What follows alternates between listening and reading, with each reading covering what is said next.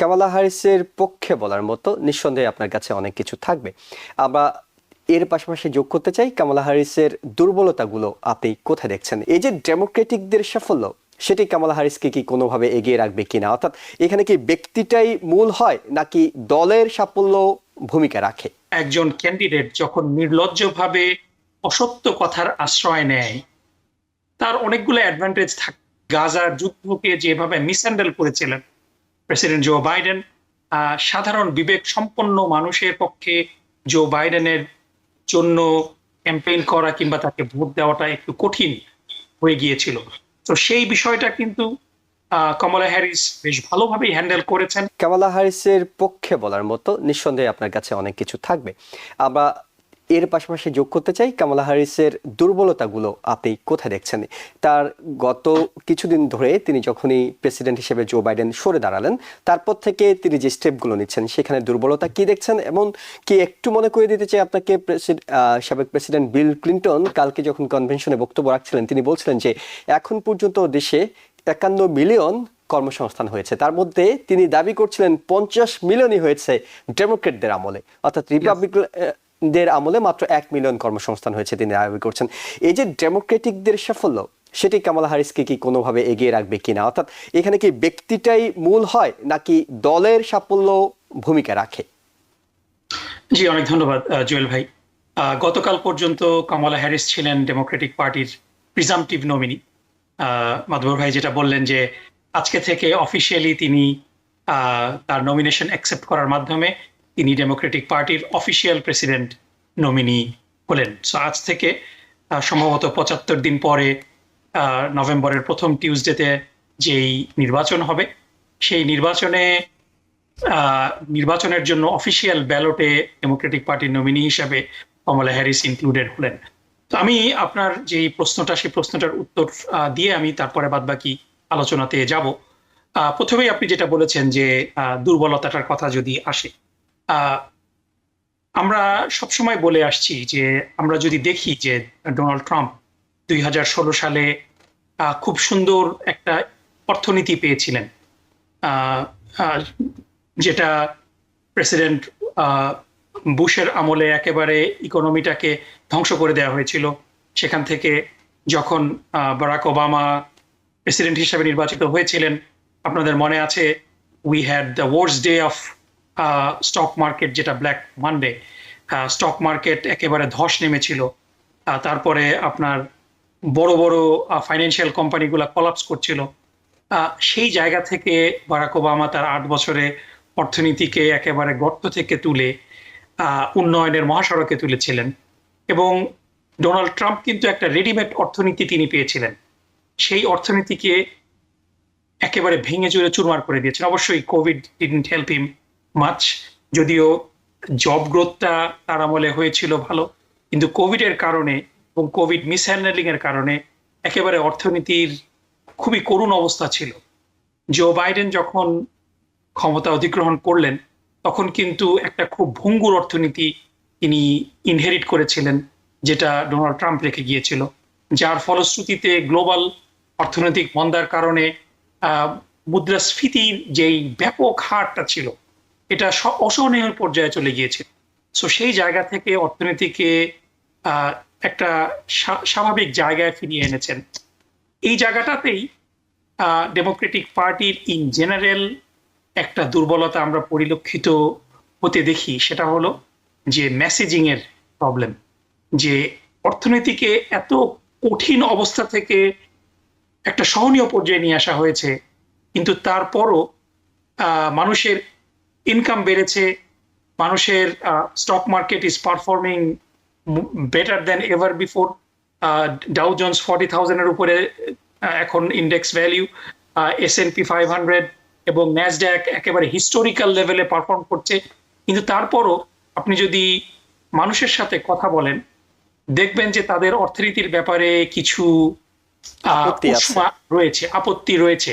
এবং এটার কারণটা হলো যে দ্রব্যমূল্যের যেই স্ফীতি, ইনফ্লেশন, সেটা যদিও একটা সহনীয় পর্যায়ে রয়েছে, last reported consumer price index এটা 3%-এর কাছাকাছি, কিন্তু তারপরও কিছু কিছু দ্রব্যমূল্য কিন্তু এখনো, যেটাকে আমরা স্টিকি প্রাইস সেই প্রাইসগুলা স্পেশালি বাড়ি ভাড়া, রেন্ট এবং ইন্টারেস্ট রেটের কারণে মর্টগেজ পেমেন্ট, এই বিষয়গুলা সাধারণ মানুষকে একটু ভোগাচ্ছে। সো এটাই কমলা হ্যারিসের সবচেয়ে বড় চ্যালেঞ্জ হবে, যে মেসেজটাকে ঠিক করা। কারণ আপনি যে কোনো জায়গায় দেখবেন, এটা সব জায়গায় ট্রু, যে যখন আপনার একটা রাজনীতিবিদ কিংবা একজন ক্যান্ডিডেট যখন নির্লজ্জভাবে অসত্য কথার আশ্রয় নেয়, তার অনেকগুলো অ্যাডভান্টেজ থাকে, because they can say anything to get approval from people.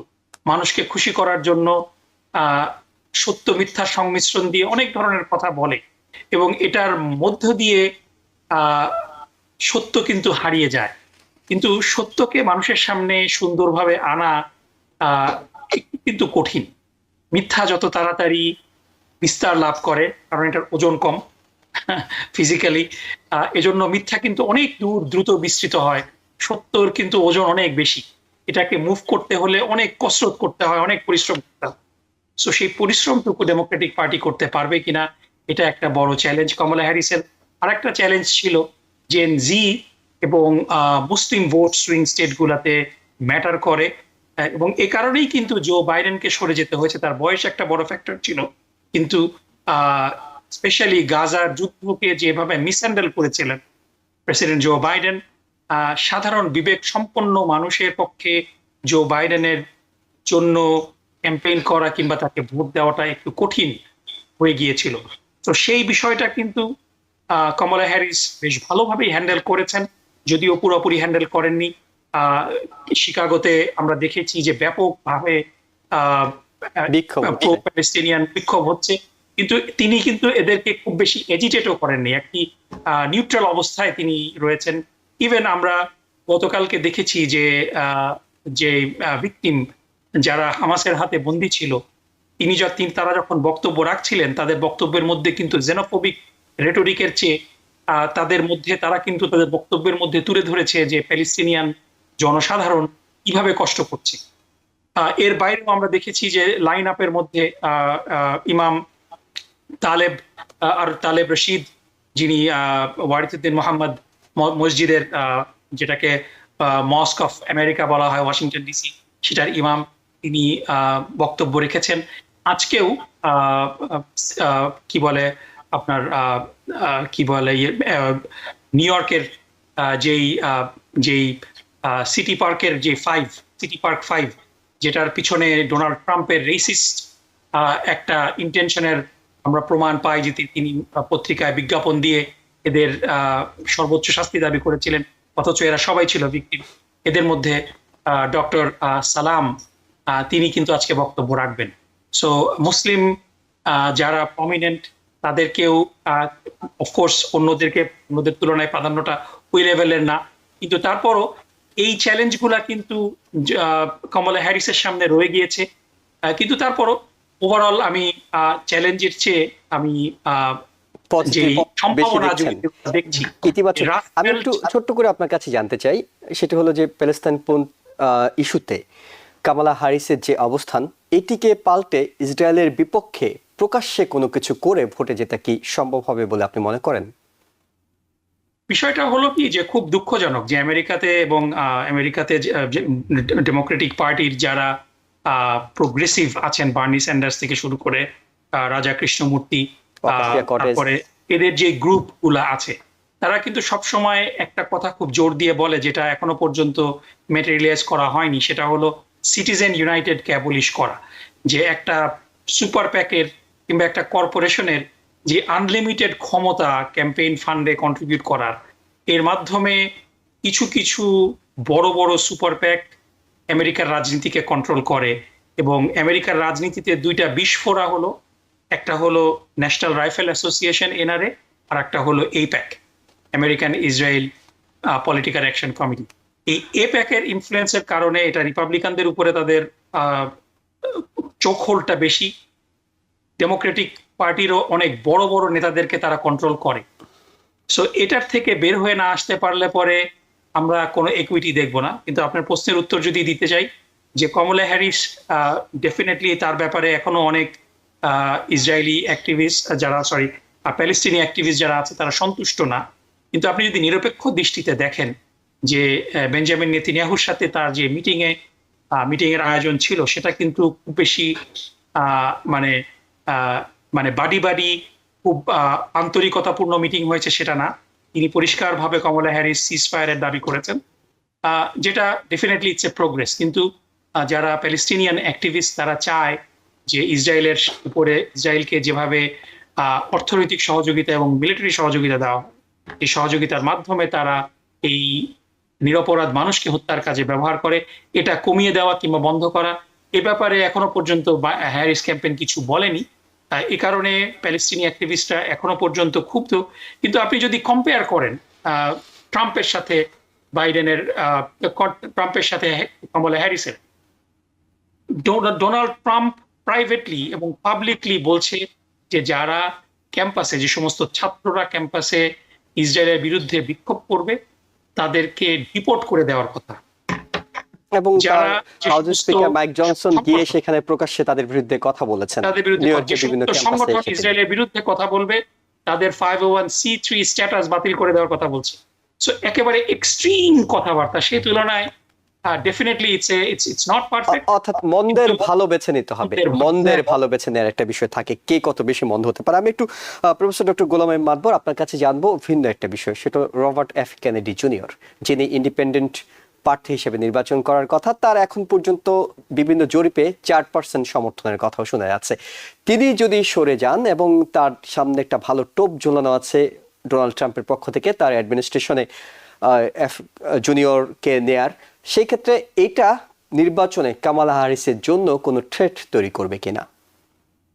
ধন্যবাদ। তার আগে আমি আসলে একটু বলতে চাই, ডক্টর নকিবুর রহমান চমৎকার কতগুলো আপনার, বিশেষ করে আপনি প্রশ্ন যেটা করেছেন যে তার নেগেটিভ সাইডটা কমলা হ্যারিসের, চমৎকার ভাবে কিন্তু 3টা জিনিস সে বলেছেন। আপনি দেখুন, ইকোনমি আমরা জানি এবং খুব সুন্দরভাবে উনি বিশ্লেষণ করেছেন যে inflation, price hiking, mortgage, interest rate, এগুলো ম্যাটার। আপনি এখানে কিন্তু একটা জিনিস কিন্তু কেউ, এই মেসেজিংটা হচ্ছে গুরুত্বপূর্ণ, সবচেয়ে ইম্পর্টেন্ট পয়েন্ট যেটা বলেছেন ডক্টর নকিবুর রহমান, যে মেসেজিং ডেমোক্রেটরা করতে পারে না। তাদের অনেক কিছু থাকার পরেও কিন্তু they can not beat the drum, that is the problem. অন্যদিকে যাদের কিছুই নেই তারা কিন্তু ড্রামটাকে খুব বেশি বিট করতে পারে।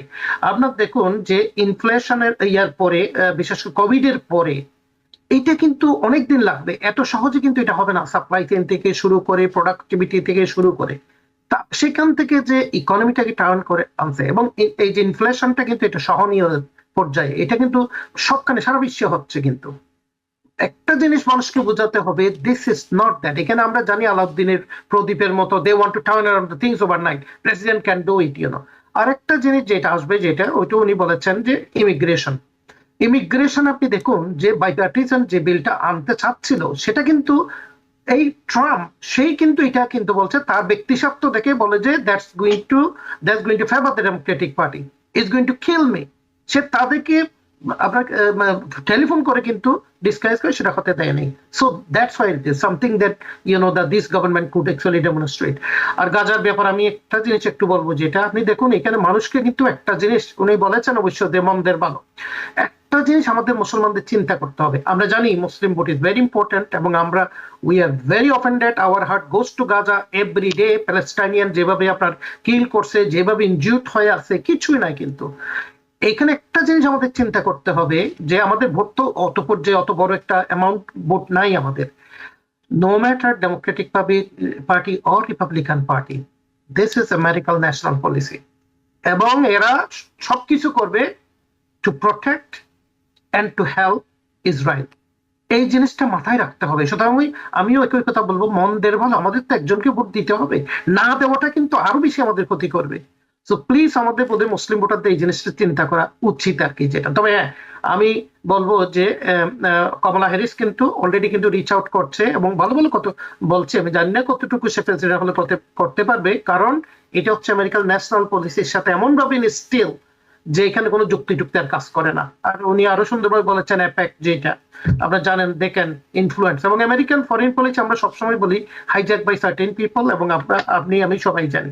তারা জামাল ব্রুমেনকে হারিয়ে দিয়ে কিন্তু এর মধ্যেই তাদের প্রভাবটা দেখিয়ে দিয়েছে নিউ ইয়র্কে 15 ডিস্ট্রিক্টে। জি। আমি আরেক রবার্ট কেনেডি কেনেডি যেটা আপনি জুনিয়র প্রসঙ্গে বলতেছেন, আপনার হ্যাঁ, রবার্ট কেনেডি, বিশ্লেষণ শুনতে sorry, চাচ্ছি। রবার্ট কেনেডি যেটা বলছেন যে 4% তার আছে। আমি খুব মানে অবাক হয়ে গেলাম, তাকে বলা হচ্ছে ট্রাম্প, যে তাকে যে টপ ফেলছে তো আপনার health and department of health and human services তাকে সেক্রেটারি করা হবে, দিস ও দ্যাট, সে বলতেছে ইনডাইরেক্টলি কিন্তু টপ ফেলতেছে আর কি। আমার মনে হচ্ছে না তার ভোটটা খুব একটা বেশি ম্যাটার করবে ডেমোক্রেটিক পার্টি কে আর কি। অনেকে মনে করে যে সে তো আসলে যে কেনেডি পরিবারের, এবং তার পরিবারও তার সাথে নাই, কিন্তু সে এখন তার যে দিগবাজি যেগুলো, যে এগুলো দেখে কিন্তু মানুষ আরো বেশি কিন্তু তার প্রতি কিন্তু অসন্তুষ্ট হবে। সো আমার মনে হচ্ছে না, হ্যাঁ একটা ভোটে যদি চলে যায়, এখন কিন্তু এই ইলেকশনটা কিন্তু খুব টাইট ইলেকশন হবে, একদম মানে হাড্ডাহাড্ডি অবস্থা, এর ভিতর থেকে কে হবে সেটাই আর কি। আমার কাছে আসলে গত 2 দিন কনভেনশন শুনে, বিশেষ করে এখানে কিন্তু মানুষের কথাটা বলা হচ্ছে, পিপল এন্ড আওয়ার ফিউচার। এই মেসেজিং গুলো যেটা ডক্টর নকিবুর রহমান বলতেছিল যে ডেমোক্রেটিক মেসেজিং করতে পারে না, this is about freedom, this is about saving our country, this is about our democracy, this is about to reunite the country. আমেরিকাকে টোটালি ডিভাইড করে ফেলছে হেট্রেডনেস, যে রেটরিক স্পিচ। আমি 25 বছর আমি কোনোদিন কল্পনা করতে পারি নাই যে এই ধরনের রেটরিক আমরা শুনবো, যে হাইয়েস্ট পজিশন যে হোল্ড করেছিল সেখান থেকে আপনি স্প্রেড করতেছেন hatredness. This is totally unprofessional, unacceptable. এবং মানুষ কিন্তু দেখুন, মানুষ কিন্তু অনেকদিন দেখেছেন তাকে, তার কথাগুলো শুনছে। সুতরাং আমার কাছে মনে হচ্ছে গত কয়েকদিন শুনে, বিশেষ করে they talked about the people, they spoke about the people. জি, তার মানে আপনার এই কাছে মনে message হচ্ছে গুলো কিন্তু রবার্ট কেনেডি জুনিয়র খুব একটা প্রভাব ফেলতে পারবে না। না, আমার মনে হচ্ছে না। নিউ ইয়র্ক থেকে সম্প্রচারিত TVN 24 টেলিভিশন, বিশ্বজুড়ে বাঙালির কণ্ঠস্বর।